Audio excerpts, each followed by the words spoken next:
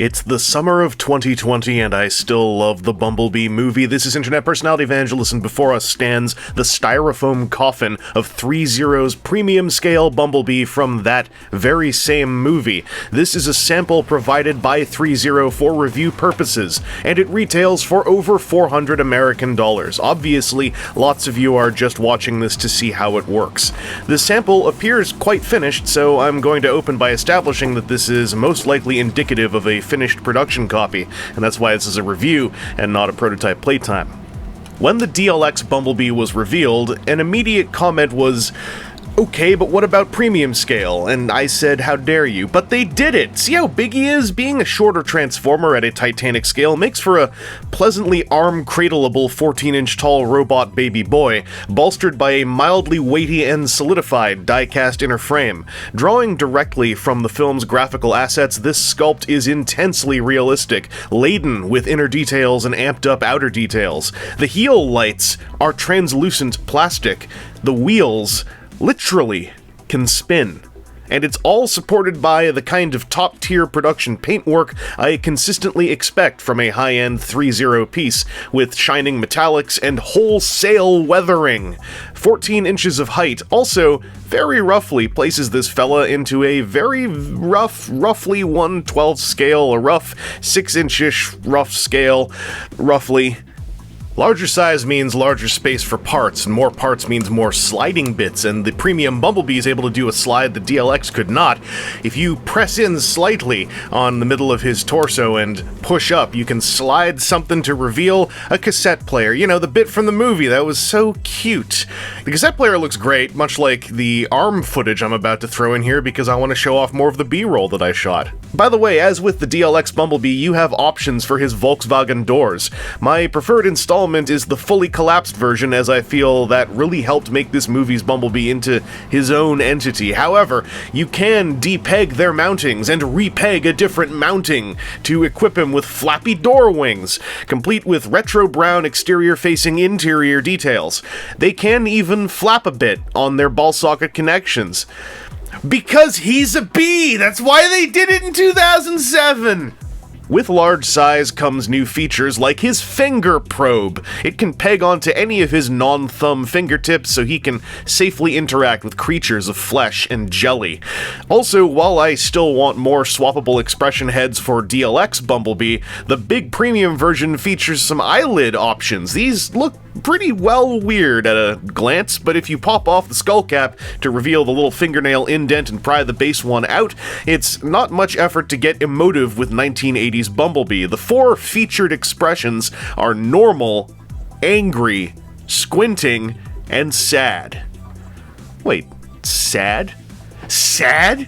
Who did this to you, my precious, giant, tiny, small, huge BBB? Being a giant ThreeZero robot, Bumblebee has got some electronics, and they're all LR44 compatible.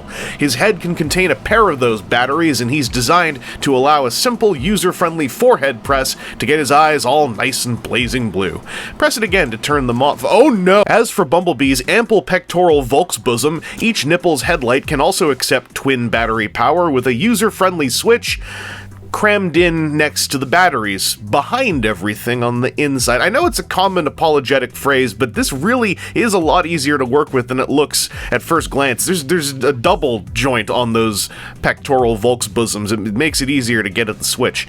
Warfare follows Cybertronians wherever they go, and Premium Bumblebee can swap out his regular, cuddle-friendly forearm plate for one that has deployed the Stinger Sword, resplendent with cyberglyph livery and genuinely kinda pointy and threatening in person. But let's say some fools have gone bisecting comrades and popping humans. Well, much like the DLX version, you can unpeg a forearm and replace it with the Stinger Blaster. Like I said in that aforementioned DLX version's coverage, I enjoy how much one can see Bee's actual hand integrated into this weapon, which, by the way, can also accept a pair of batteries to fill its barrel with angry crimson light.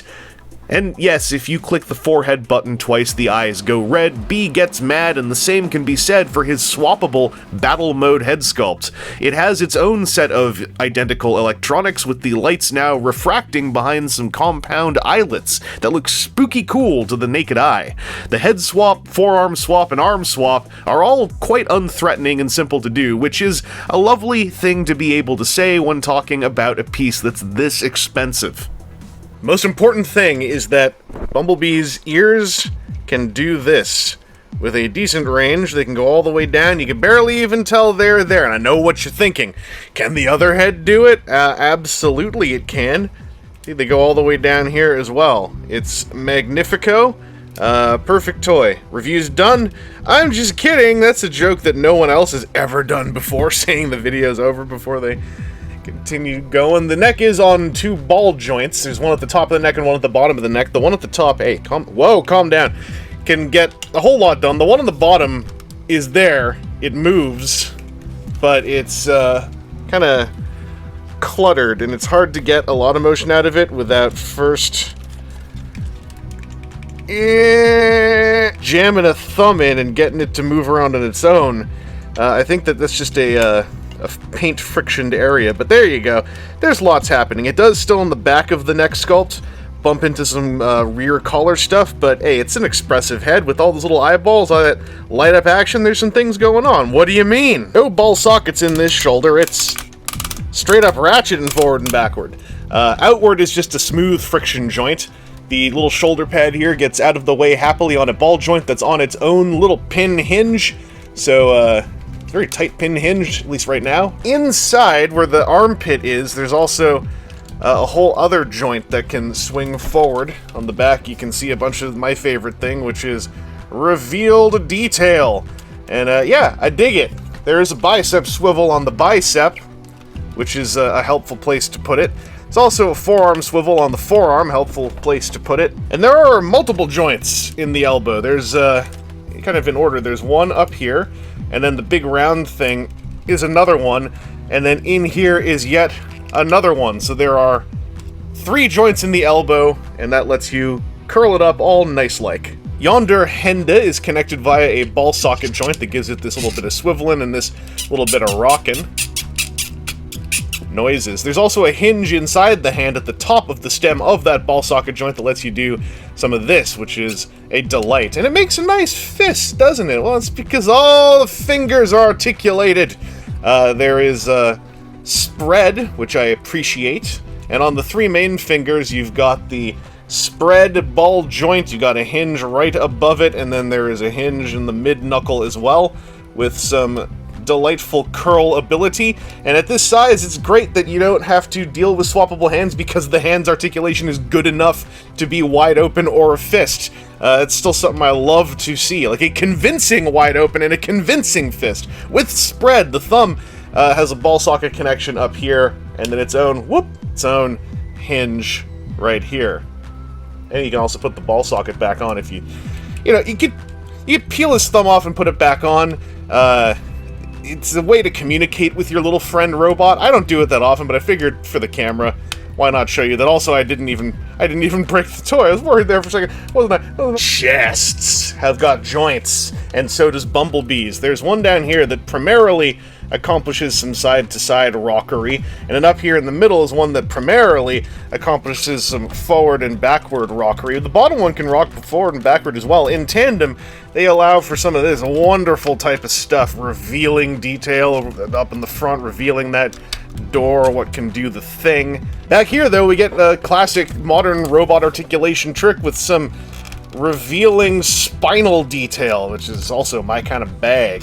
Yeah, show them to me. Show me those vertebrates. Wiggling wings. And ball-socketed wiggling wing. You see, ball-socketed wiggling wing. They only wiggle a little bit, but hey, you get some of that flap going on when they're installed, and I appreciate that. Flippity-flip, flip. The aforementioned Volk's bosom, as I mentioned before, aforementionedly, it's on a double ball joint. I'll pop this off to show you. It's this little thing here. There's a ball socket connection there and there. So if you pop this back on, that basically means these can twiddle around however you like. They can hug closer to the chest, or you can move them up and out of the way a little bit of the arm articulation, or you can double joint them forward like this to form the protective Volksbosom face shield mode, or just to get them even more out of the way for moving, you know, shoulder joint forward like this.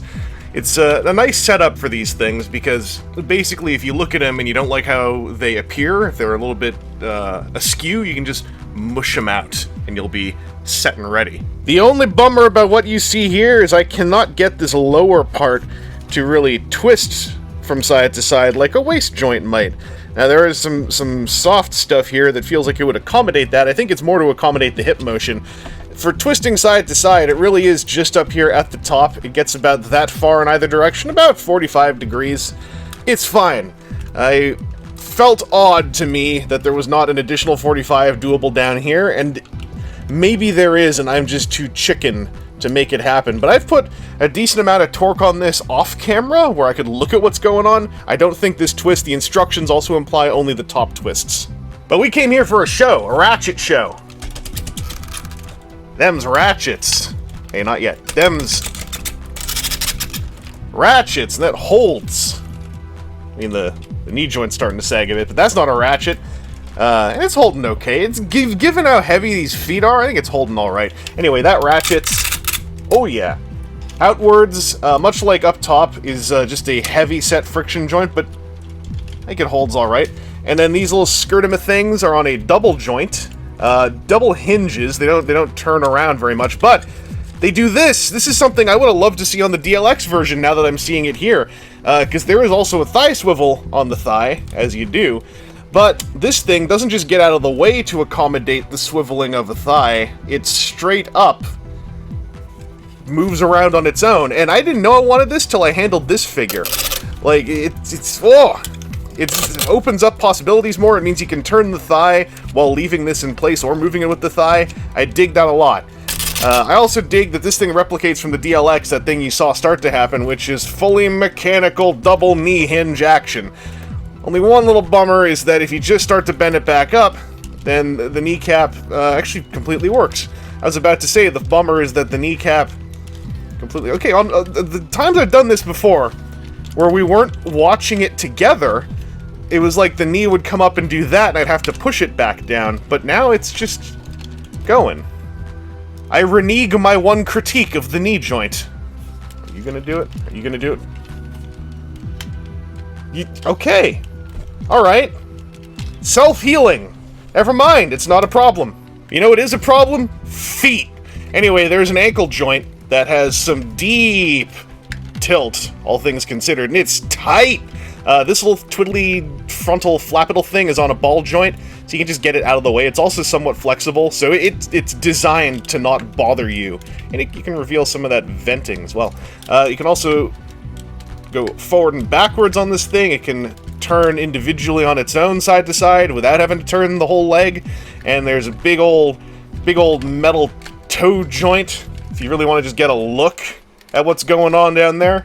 One of the things I like about this is that this is a dedicated big-ass hinge. This is a dedicated big-ass hinge. And then beneath those is a sort of a peg-in on the foot, which lets it twist around like this. It's just a nice assembly, and it's big and hefty. It feels good. This dude can stand. Good articulation on this boy. Expressive and emotive. The hands are a triumph, I think. I'm not sure if you caught while I was doing all this, but the guy is heavy. The joints are stonking. There's big-ass ratchets in the major weight load areas. For admittedly still the smoothest of all the movie designs. There's still movie design stuff here, and I don't think that anything's like butting together. There's no panels fighting each other. The one and only thing is this problem you have to be aware of for like uniquely high-end figures of movie Bumblebee from the Bumblebee movie is this little thing here. On this one, it's made of a somewhat flexible plastic to prevent accidents, but you do want to move that out of the way before you get bending that elbow joint. It was like that in the DLX, it's like that here. You can still bend the elbow joint a bit, but like, you can see what's gonna happen, right? It's just gonna, oh, it bends out of the way. But you don't want to bend that too much. It's still painted. You don't manhandle the figure, just, you know, show him some rough and tumble love. He's your little boy! The price of this figure is enormous, and I'm not here to try and convince you to spend just over $400 US.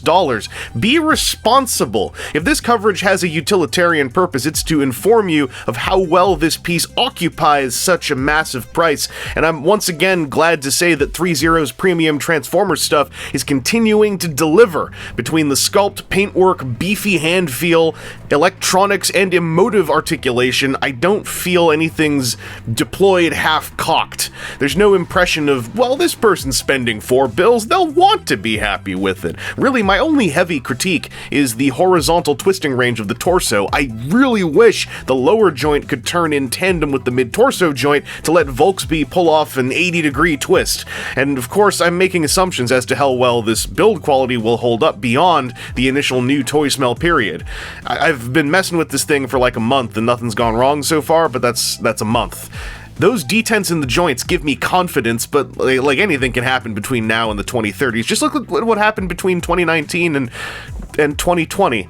Anyway, this has been Internet Personality Vangelus, and in a very freaky 2020, more Bumblebee movie representation offers me a moment of calming reprieve, wherein I feel no guilt, no shame, not a single iota of worry about the fact that I still have not seen The Breakfast Club. Ever.